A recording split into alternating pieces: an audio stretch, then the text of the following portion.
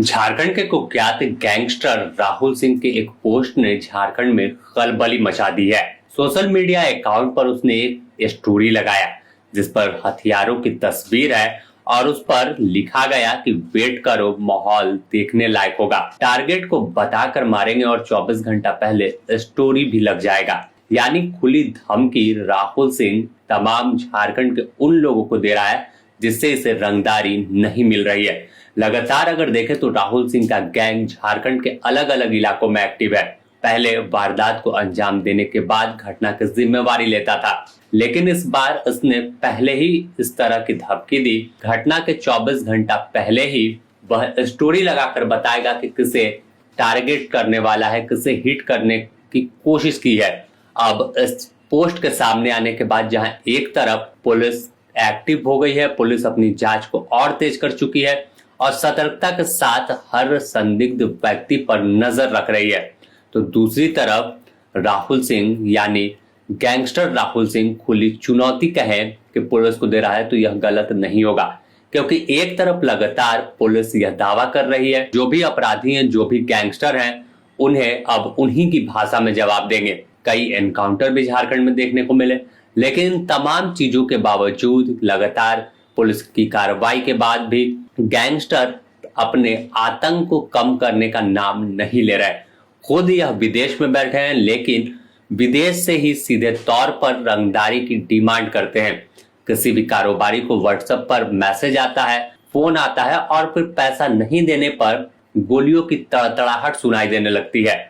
और अब तक की अगर बात करें तो राहुल सिंह लगातार कई वारदात को अंजाम दे चुका है और उसमें पैटर्न वही कि पहले गोली चली, फिर उस तस्वीर के साथ व्यक्ति का नाम देते हुए अपने सोशल मीडिया अकाउंट फेसबुक पर वह पोस्ट करता है और घटना की जिम्मेवारी लेता है और बताता है कि अगर कोई बिना मैनेज किए काम करता है तो फिर अंजाम बुरा होगा।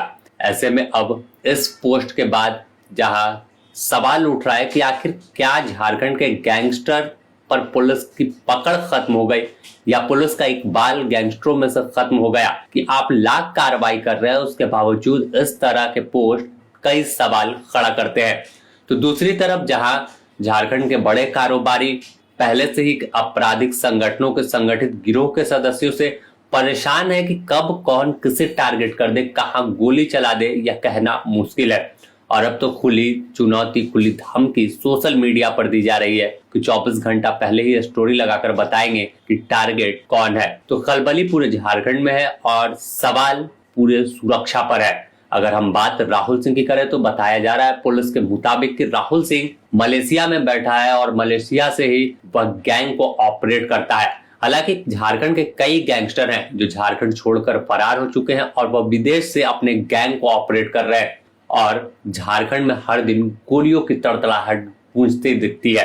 अगर हम देखें तो पिछले 15 से 20 दिनों तक यह गैंग शांत था, लेकिन इसके बावजूद अब बड़ी वारदात की धमकी दी है। आहट कहे कि बड़े वारदात की सोशल मीडिया पर महसूस हो रही है कि कैसे टारगेट होगा, क्या किसे हिट करेंगे, यह तमाम जानकारी यह गैंग पहले ही साझा करेगा।